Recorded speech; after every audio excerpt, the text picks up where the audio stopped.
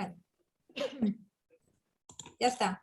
Buenas tardes. En primer lugar, quiero disculparme por no haberme podido conectar antes porque he salido de clase muy justa y no te avisé, Yolanda, así que te pido disculpas.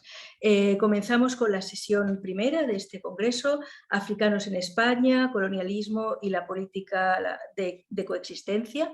Y nuestra primera participante es Diana Arbaiza, de la Universidad de Amberes. Diana Arbaiza es profesora de literatura española en la Universidad de Amberes, en Bélgica.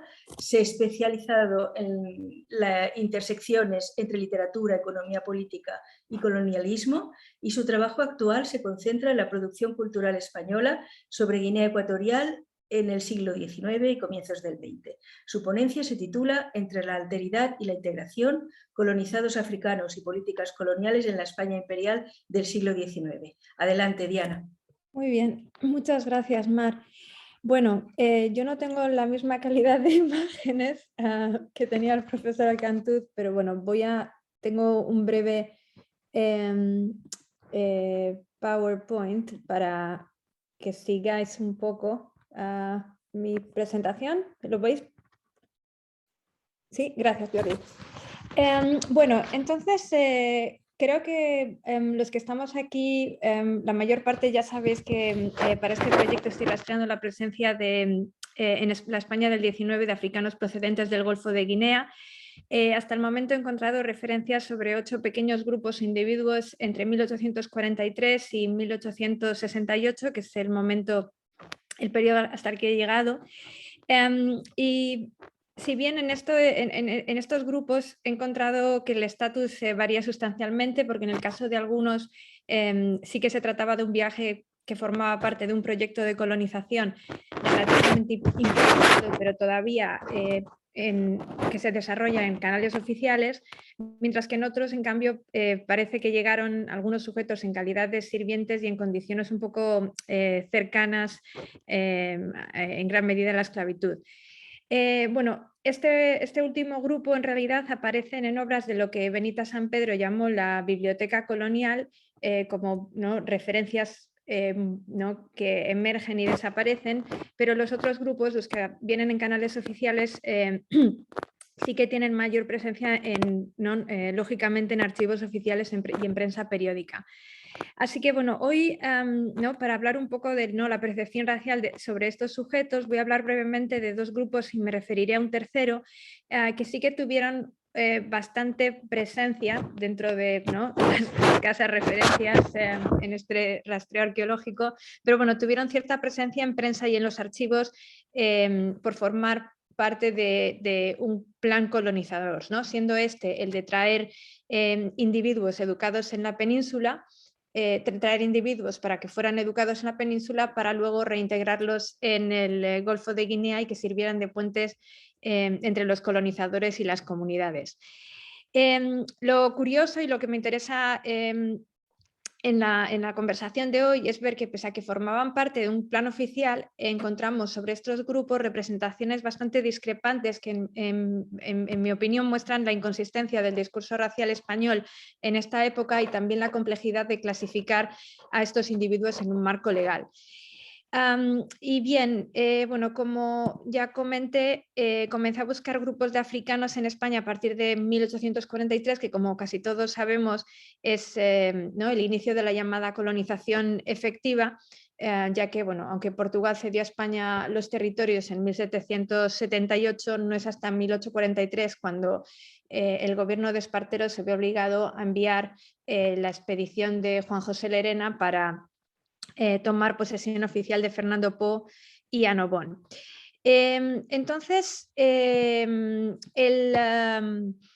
primero de los grupos que llegaron a España en este marco temporal fueron los 2 jóvenes crumanes, Kir y Yahweh, que Lerena trajo consigo en 1843. La tarea de Lerena era reclamar la soberanía española en las islas y también garantizar que se estaba implementando el tratado contra la esclavitud con Gran Bretaña, pero su comisión no incluía ningún tipo de referencia no ninguna instrucción sobre los lugareños. Y de hecho, para despejar cualquier duda, en el informe Lerena puntualiza no cuidadosamente que los dos jóvenes habían llegado por voluntad propia después de que Lerena hubiera pensado sobre las ventajas de hispanizar algunos súbditos coloniales.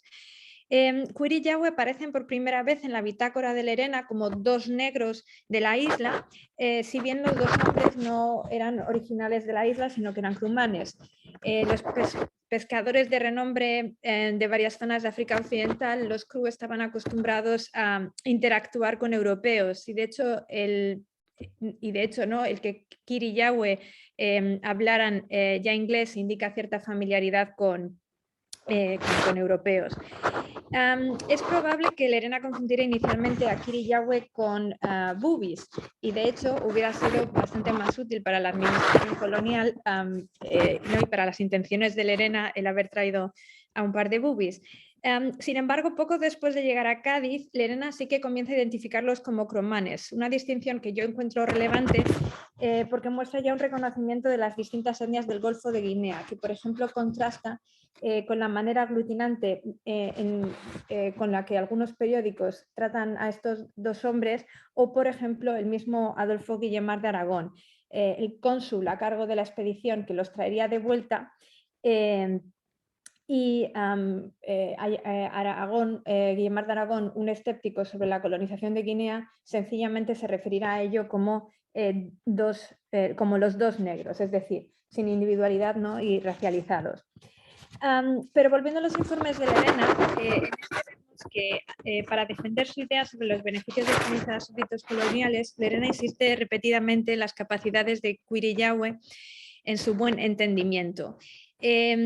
Esta discrepancia entre el optimismo de Lerena sobre el potencial de elevar a los jóvenes y el tono degradante de Guillemar no solamente revela para mí la falta de una visión unificada sobre la colonización de Guinea, pero también la ausencia de un pensamiento racial definido en este momento. Queer y Yahweh, así como los otros grupos que he estado estudiando en este periodo, hay que tener en cuenta que llegan a la península en un momento de transición en las políticas raciales del mundo atlántico español. Y por lo tanto, ¿no? La política alrededor de ellos se caracterizó por una gran ambigüedad y sus retratos fueron racializados de una manera bastante incoherente. Como ha argumentado Joshua Good, en España, como en otros países del resto de Europa, el racismo científico se consolidó en las últimas 3 décadas del siglo XIX. Pero mientras que sí se encuentra claros discursos de diferenciación racial entre finales del XVIII y esta última parte del XIX, lo que sí no encontramos es una narrativa coherente y hegemónica sobre la diversidad humana antes de la consolidación del racismo científico. Como ha señalado Antonio Ferós, varias teorías que circulaban en España en la primera mitad del XIX partían todavía de creencias monogenéticas sobre los orígenes comunes de la humanidad que se oponían a conceptos poligenéticos que progresivamente iban impregnando el discurso público. Dentro de estas teorías monogenéticas también existían valoraciones dispares sobre si todos los humanos eran igualmente capaces de mejorar o si las condiciones ambientales o climatológicas habían afectado la capacidad de ciertos grupos de forma bastante irreversible. Y de hecho, no es raro encontrar en textos de misioneros españoles, ya incluso a finales del siglo XIX, teorías monogenéticas sobre la dispersión de los descendientes de noetas y y además de este momento entonces de transición, ¿no?, entre epistemologías raciales, los discursos sobre raza en España en el momento de la llegada de estos individuos también estaban siendo moldeados por contextos históricos e intereses políticos, ¿no? Como ha estudiado Josep Fradera, durante la primera mitad del XIX España estaba reestructurando su relación con Cuba, Puerto Rico y Filipinas y había creado una desigualdad racializada entre la metrópoli y sus colonias. En las Antillas españolas a los negros libres y descendientes de africanos se les negó la ciudadanía en 1837 y 1845, perdiendo toda la agencia social que la comunidad negra antillana había adquirido en los intersticios de la sociedad colonial. Y claro, las circunstancias son completamente diferentes, pero lo menciono aquí porque me parece relevante que los africanos de Guinea llegarían a España en un contexto de creciente racialización de la política colonial y en el que además argumentos raciales se planteaban una y otra vez para justificar el control español sobre las colonias. Bien, el discurso de Lerena sobre estos dos jóvenes parte entonces, como ya he dicho, de la idea de que Kir y Yahweh mostraban un buen entendimiento y en consecuencia pedía recursos para su formación. Así, un mes después de la llegada a Cádiz, los dos hombres recibieron pensión e instrucción militar en el cuartel de Marina, donde recibirían lecciones del pedagogo José Mariano Vallejo y orientación espiritual del padre Jerónimo de Usera. Usera se involucró particularmente con Kir y Yahweh y repitió en varias obras que sus hijos espirituales habían alcanzado logros intelectuales, lectura, escritura, aritmética, geografía e historia, que demostraba sus capacidades, pero además Usera elogiaba su aspecto físico, refiriéndose a sus cuerpos esbeltos y bien proporcionados. El hecho de que Usera escribiera un diccionario de Kru en colaboración con Kir y Yahweh revela también una estrecha relación con ellos a la que se refieren sus textos. Sin embargo, no debemos pasar por alto el racismo implícito en los escritos del sacerdote. Al evaluar el futuro de España en el Golfo de Guinea, Usera abogó por una regulación actualizada de la ley de Indias, insinuando incluso la posibilidad de mestizaje, pero argumentando que los españoles habían sido los colonizadores constructivos.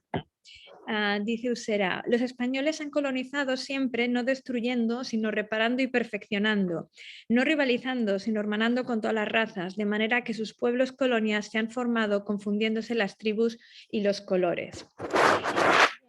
Como ha argumentado Good, la supuesta ausencia de pensamiento racial en España ha sido un mito poderoso y omnipresente en el nacionalismo español, aunque en la práctica las ideas raciales españolas enmarcadas en torno a la inclusión no diferían sustancialmente de otras políticas europeas de exclusión.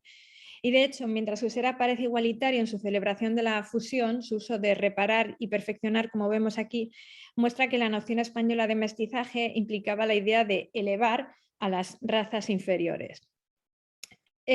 Una ambigüedad similar se observa en la representación que hacen de los jóvenes uno de los centros del liberalismo económico español, la Sociedad Económica Matritense, que invitaría a Kir y Yahweh a su centro en 1844.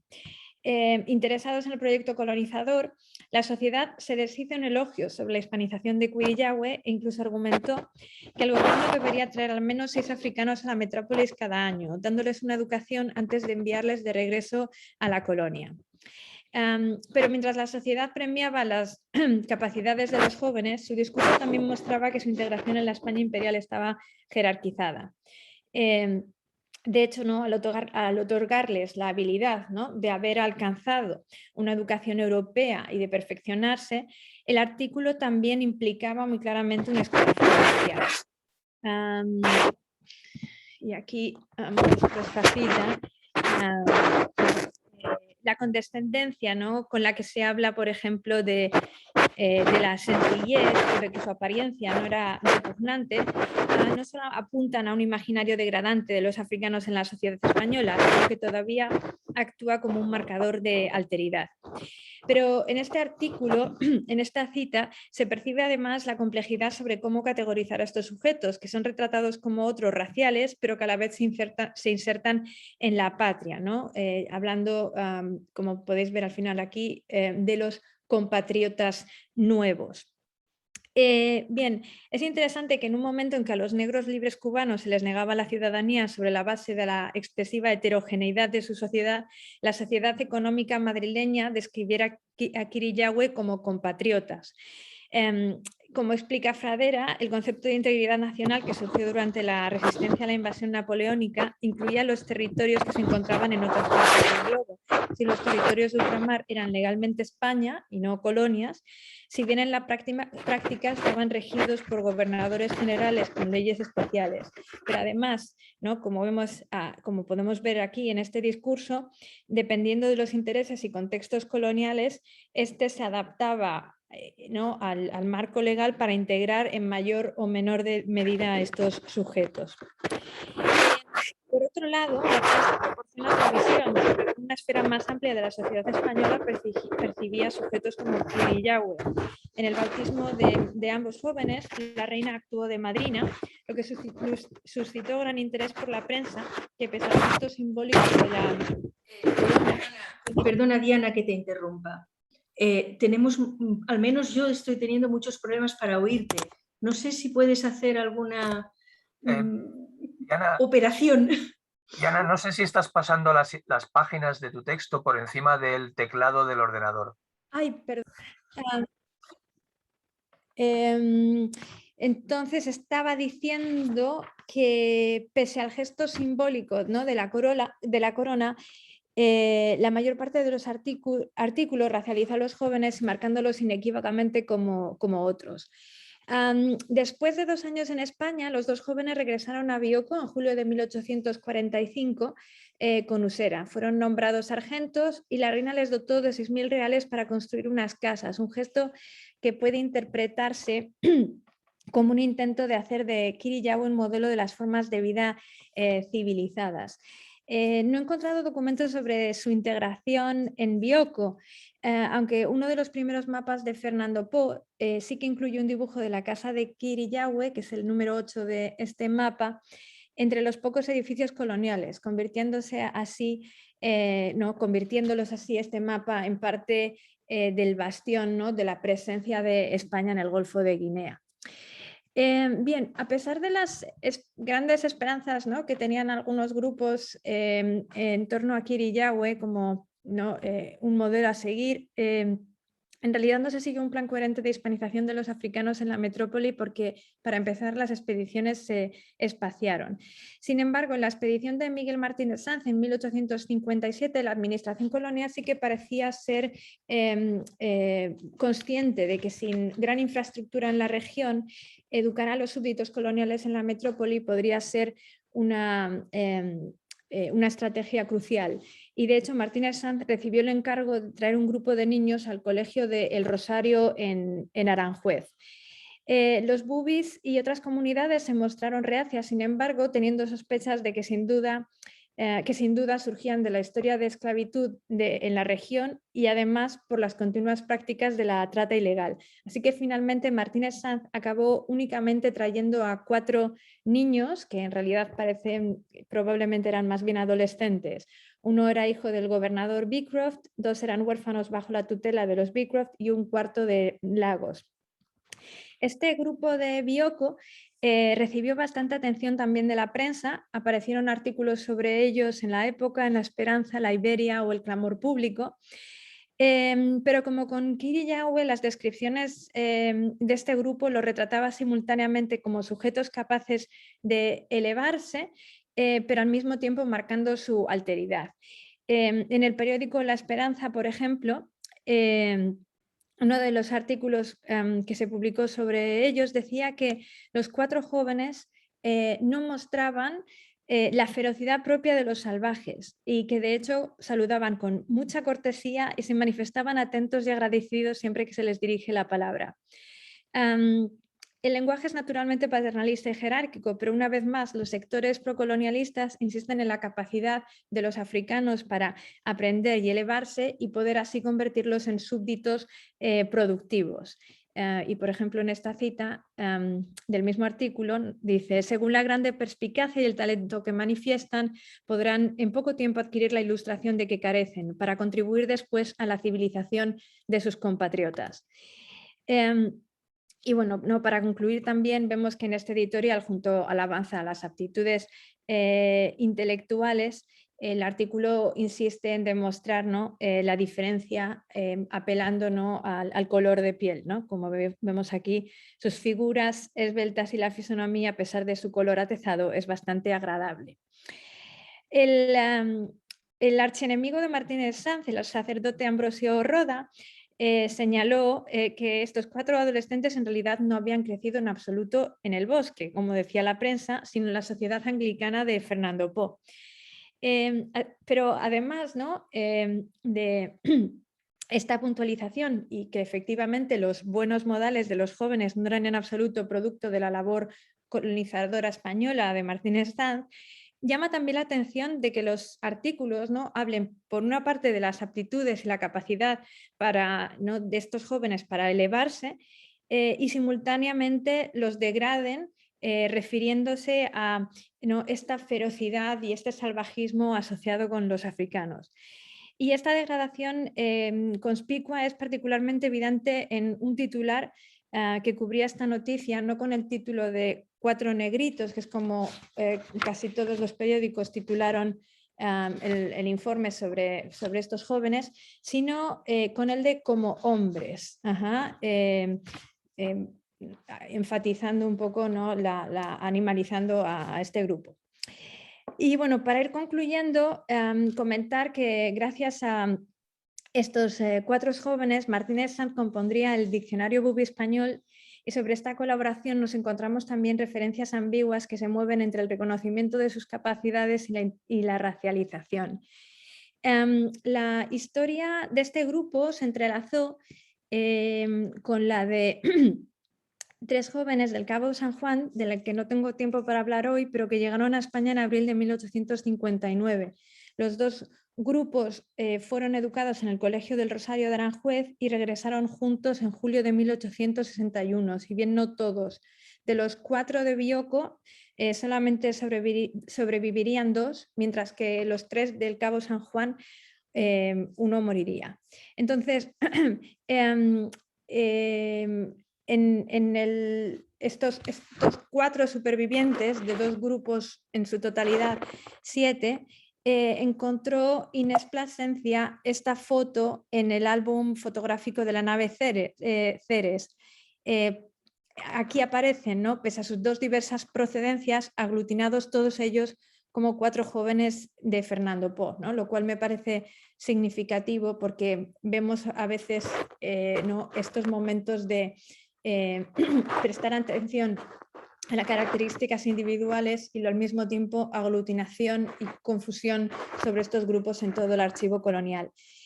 Bien, ya no puedo extenderme, pero únicamente comentar, finalizar diciendo, ¿no?, que el tratamiento de la estancia de estos jóvenes arroja luz sobre la caprichosa gestión colonial de España en Guinea Ecuatorial, pero también sobre cómo el pensamiento racial de esta época se encuentra en transición y al servicio de diferentes agendas coloniales. Y aunque aún estoy en proceso de recopilar documentos, sí que creo que la presencia de africanos en España a mediados del siglo XIX debe examinarse en los estudios sobre las ontologías raciales del mundo atlántico para poder iluminar las interrelaciones y señalar ¿no?, cómo las racializaciones son a menudo contradictorias e inestables. Muy bien, pues muchas gracias.